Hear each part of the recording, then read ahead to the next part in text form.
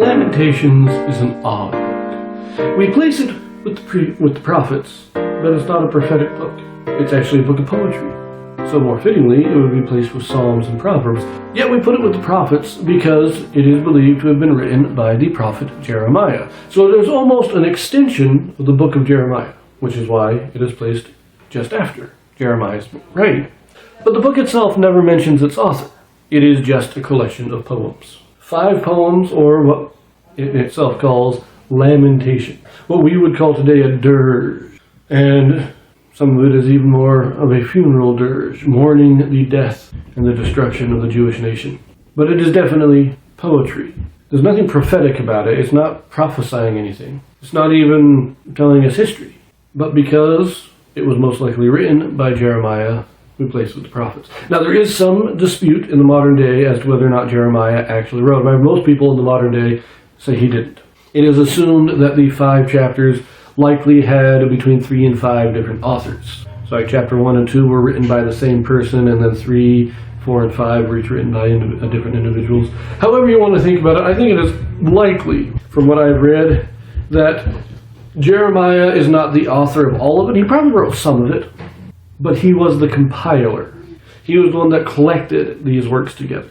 Now, other things that we do know about is that it was written after the destruction of Jerusalem, because it is mourning, it is lamenting the destruction of Jerusalem and the condition of the Jews, both in Jerusalem and in captivity, after that event takes place. So it is written sometime after that. We don't know exactly when. It could have been written in Jerusalem by those who are left. Jeremiah spent some months in Jerusalem before being dragged down to Egypt, so it could have been written at that time before they're dragged down to Egypt.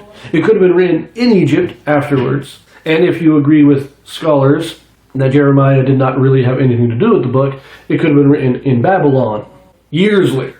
I am personally of the opinion that it was most likely written, or at least partially written, in Jerusalem after the destruction, but before they went into Egypt, but also partially after they go into Egypt.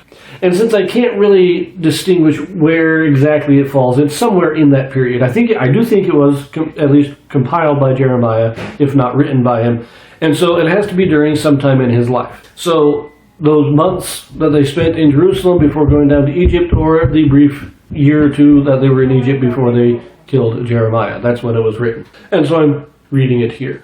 Other than that, we have no idea about this book, and so there's not much else to say. Now, it is poetry, though, so we do want to mention this, that the poetry, and it's fairly standard acrostic poetry. Acrostic poetry is a poem that follows a set pattern in the first letter of each line. In this case, we are following the Hebrew alphabet. You won't notice this reading the English, just like you don't notice the patterns in Psalms when you're reading Psalms, though those are also poems. In this one, in the 1st, 2nd, and 4th chapters, they're each 22 verses long, and in the Hebrew, the first letter of the first sentence, or first line, starts with the first letter of the Hebrew alphabet. The second line starts with the second letter of the Hebrew alphabet, and so on. This is an acrostic. It goes 22 lines because there are 22 letters in the Hebrew alphabet.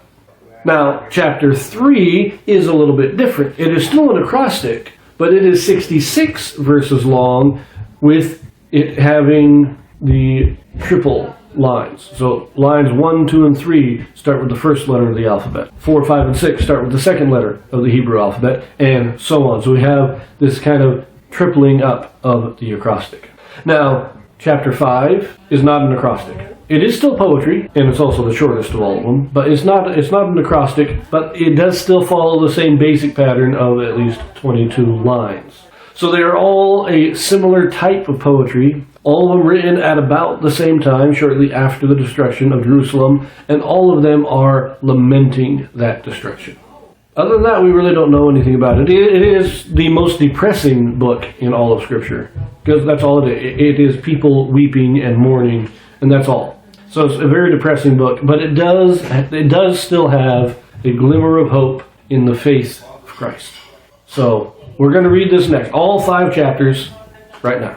We're going to read through them. So we're just going to get depressed today, so we can weep together as we read.